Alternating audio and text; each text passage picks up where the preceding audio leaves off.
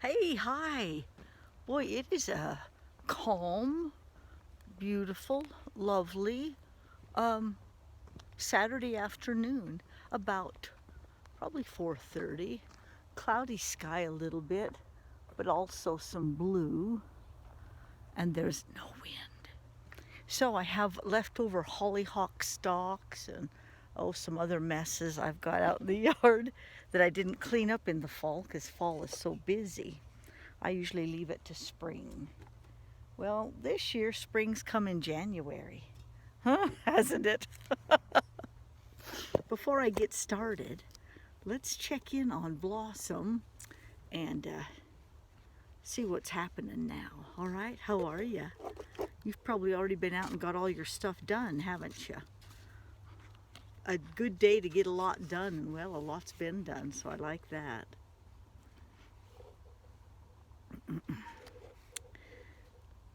I watched him through a peephole as he donned his cape and ran a black thread from his knee joint to the table, but he hadn't finished his preaching. The conclusion of yesterday's seance was suitably dramatic, particularly for the first performance. It'll draw the yokels. The old dame swoonin' added just the right conclusion, though I have learned at the hotel bar that she's a well-known local lunatic.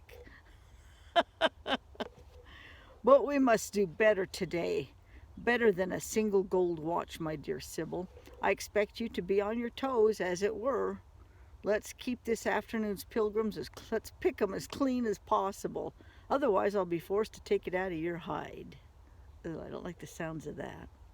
I was spared more threats by voices at the bottom of the stairs. Hark, said the professor. The first of the suckers approach. Are you suitably attired, Sybil? I rapped once for yes. A short while later he began his pitch. Ah, ladies and gentlemen, welcome to the way station to a better world. Enter this crepuscular chamber wherein the darkness will reveal more than the light of ordinary day. Crikey, I thought to myself, and I watched through the peephole between flutters of the professor's cape. I could see the room filling with forms. Chairs bumped, and there was some nervous giggling.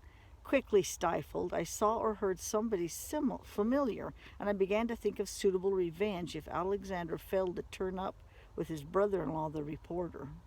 I knew I could count on Miss Dabney, though. I hoped she would not cave in again. There was a good turnout, and the professor's flowing hand had them swaying in their seats at once. My hand went out to various items I'd pulled from the cabinet walls. I lit a match to make a quick inventory. Be gone, worldly concerns, the professor chanted. Be gone. I lost track of Miss Dabney's papa's watch. I'd slipped down. Look who's coming. Here's Uncle Bill. You're doing your online thing. Yes, where are you going? Feed chickens, dump garbage, Oh, lots of real fun stuff. you've had Who am I talking to? all of my friends on Facebook and YouTube. Hello. Isn't he cute? And he's single. And he just And he plans on staying that way. he wants to be happy. And he's does chores. Bye. Bye-bye. Bye, honey. Isn't Uncle Bill fun? He's Mr. Shoemaker's younger brother. He's scared of women.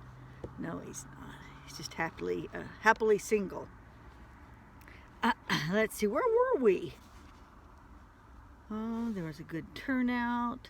Flowing words had them swaying in their seats at once. My hand went out to various items I'd pulled from the cabinet walls. I lit a match to take an inventory. Be gone, worldly concerns, the professor chanted.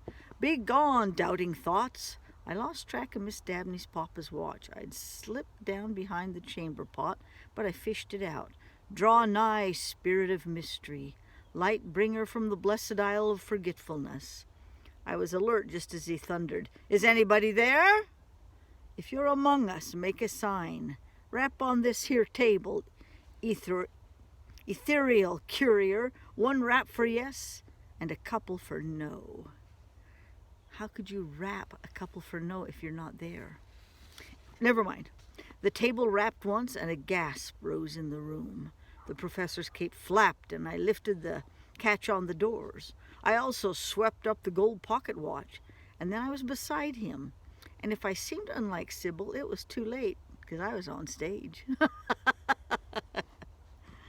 Be still, my soul, Professor Regis boomed. For we poor mortals gather here are honored by a ghostly guest. Is it you, little Sybil, who passed over centuries before, yet returned to lead us lest we fall down in the darkness? I held my tongue while the table verified me. Then go forth to comfort one or more in this company, preferably more. My foot tangled in a trailing veil, so I did not float to the back of the room with Sybil's grace. Still, I made it there. Flat-footed, several people were impressed enough to bury their faces in their hands. I moved along behind several tight collars and quivering hats, looking for my confederates. Then I spotted Miss Dabney, though she was better disguised than I was. A black manatil was pulled over her old head. Her idea of concealment was to forsake anything English. I love Miss Dabney.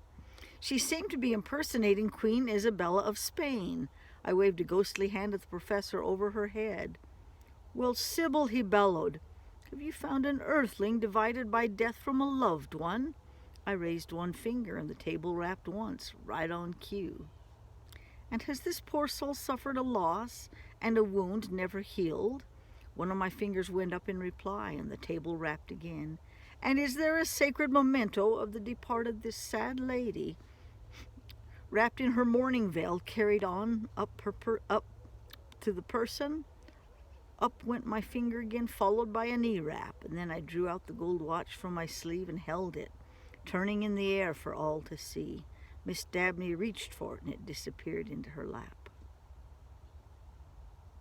Oh, what thing is a sacred keepsake, chanted the professor. He blinked in the dark, disbelieving that his game had been turned around on him. I floated up the center of the hall, making for the cabinet. At this particular seance, speed was my chief ally. As I brushed past the professor, he reached out and grabbed my sleeve, but it came way in his hand. The crowd stirred, and I was soon back inside the cabinet. He just blew his own cover, didn't he? In a strangling voice, the professor pressed on, Dear Sybil, thou antique sprite, his elbow thumped the cabinet doors, speak a message from the great beyond to prove your extraordinary powers. Yow, I began in Sybil's voice. I am the ghost of Christmas past. As it was December, this is a timely seasonal touch. What in the hell, groaned the professor? Otherwise, silence filled the hall. I am the ghost of Christmas past, I insisted. Come back to distribute sacred mementos to the earthbound believers. Ere in this sacred sanctuary, rubes, yokels, and suckers though they be. And with that, I burst through the doors, past the professor, who was witless with shock. I was stocked with everything in his treasure trove. My bust had a new irregular shape, for everything was stuffed down my middy blouse under Sybil's glowing costume. Floating up to a farmerish-looking man in the nearest chair, I whipped out a solid silver cigar box and handed it over. I hope you smoke, I said in a cheerful voice. Meaning to be a moving target if the professor went into action, I flitted around to a shabbily dressed woman and dropped a garnet brooch in her lap. She made a grab for it. A little something to remember me by, I said in my own voice. Then I spied Alexander, sitting beside his brother-in-law, who seemed to be writing blind on a notepad. And have you been a good little boy this year? I inquired of Alexander, tossing him a pair of tortoiseshell combs set with diamond chips. A comb is one that you put in your hair. By now, several in the crowd were on their feet, and the seance mood was shattered. Some rough type yelled out, Throw something my way, girlie. I pitched him a pair of cufflinks in mother of pearl. And I let fly with a moonstone ring in the direction of another outstretched hand.